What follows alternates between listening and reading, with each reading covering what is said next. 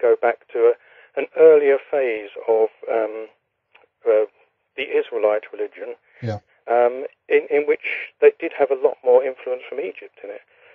And baptism is one. It's a very odd thing that we found, in that most historians and New Testament scholars that look at that question of where John the Baptist got baptism from have to assume that he invented it, because there isn't any precedent for it in Jewish tradition.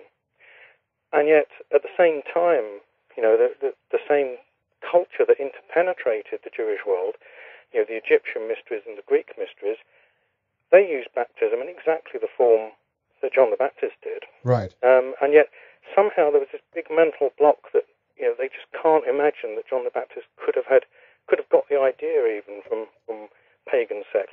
And yet we know from other sources that John the Baptist's headquarters, if you like, was in Alexandria in Egypt.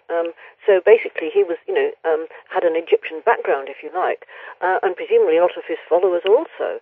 So there was an Egyptian background, or perhaps an Egyptian flavour. And of course, baptism as a public rite, preceded by confession of sins in front of crowds of people, and then the ceremonious dunking in the water, used to happen in the Nile, the temples of Isis and Osiris, and later Serapis.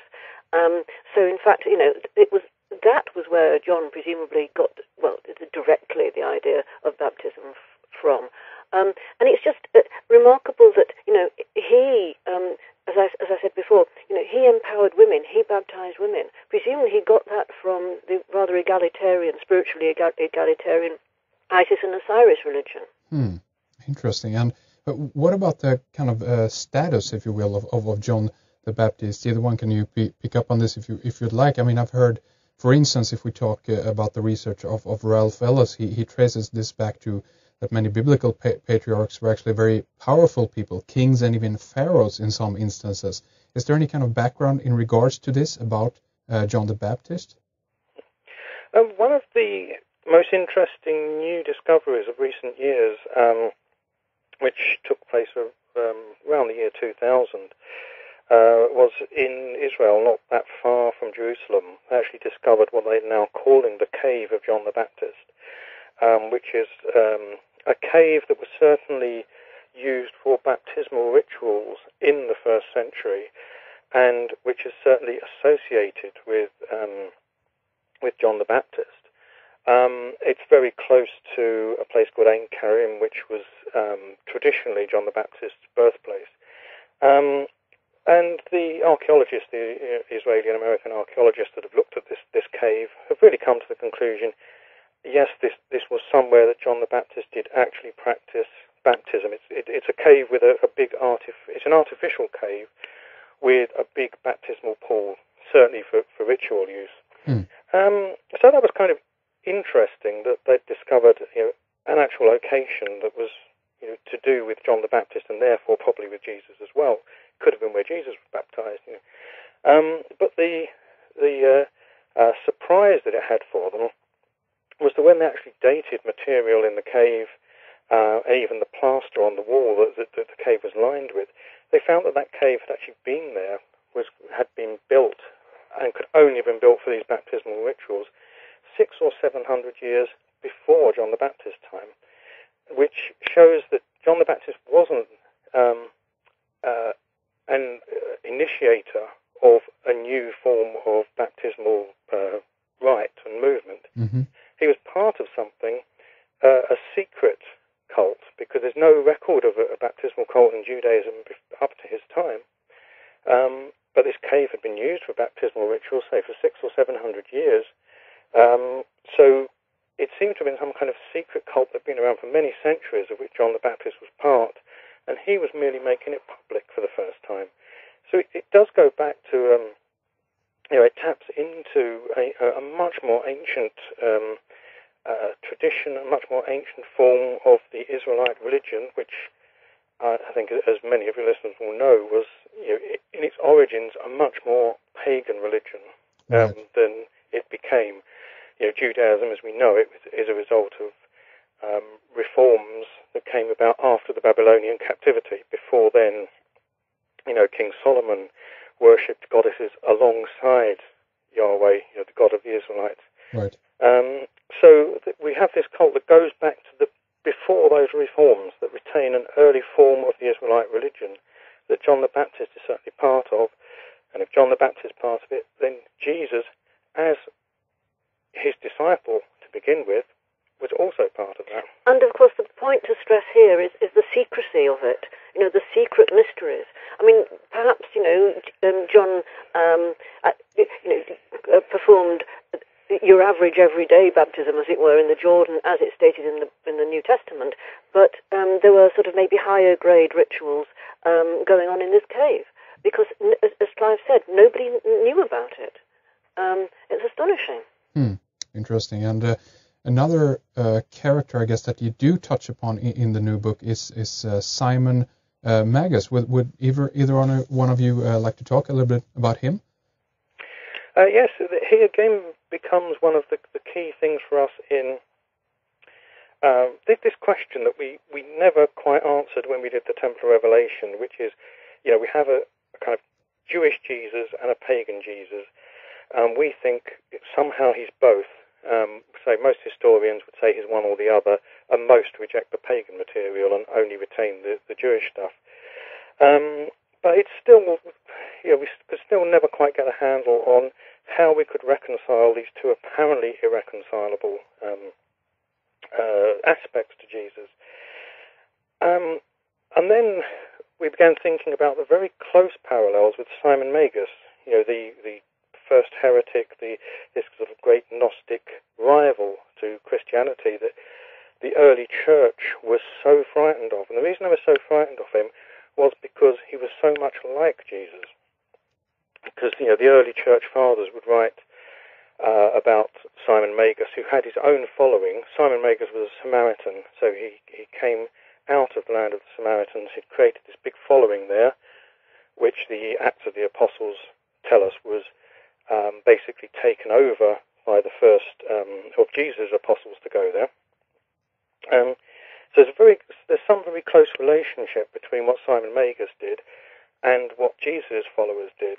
And when we actually looked into Simon Magus, so the thing for us is that the early church fathers would write things saying, we know Simon Magus does all the things that Jesus is supposed to have done, and yes, he can do them, but he does it because he's in league with the devil. Jesus didn't through the Holy Spirit. But they were really frightened of him because he was too much like Jesus. And when we looked into Simon Magus from early literature, early writings, we found some very surprising things. The first one is that, according to this early church writings, Simon Magus began as a disciple of John the Baptist. Now that seems like an incredible statement, but it's there in the early Christian literature.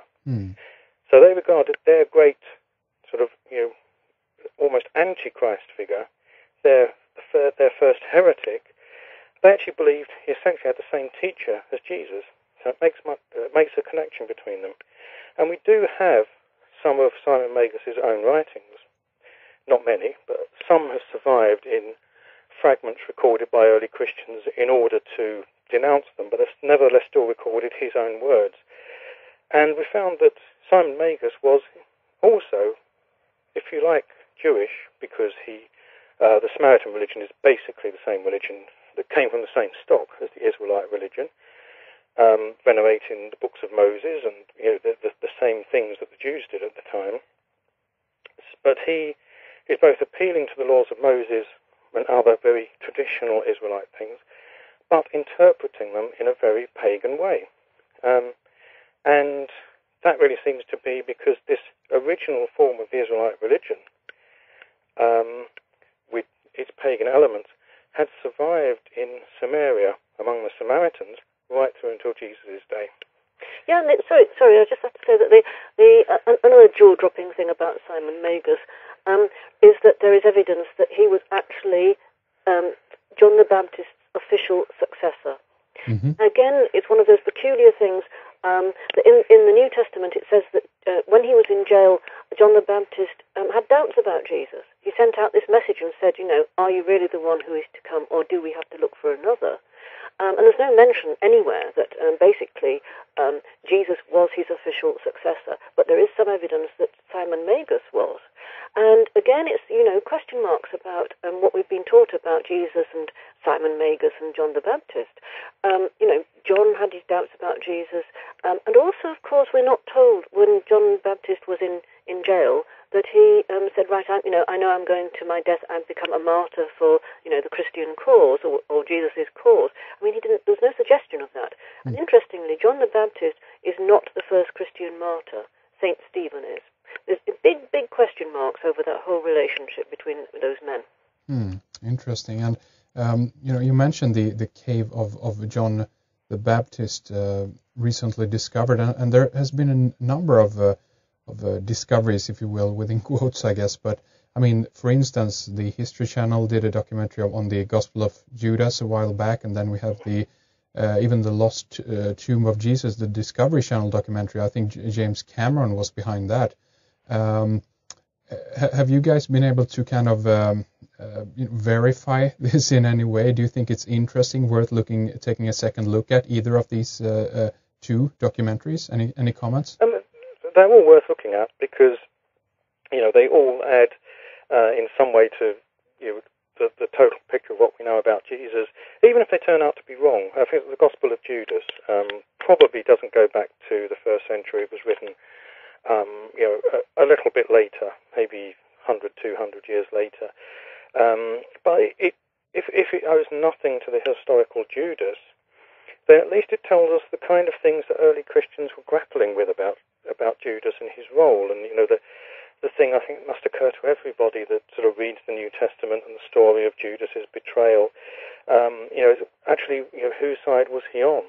Was he doing the right thing? Because in Christian terms, in terms of Christian dogma, if he hadn't betrayed Jesus, Jesus wouldn't have died on the cross, wouldn't have been resurrected. So he's actually kind of fulfilling parts of God's plan.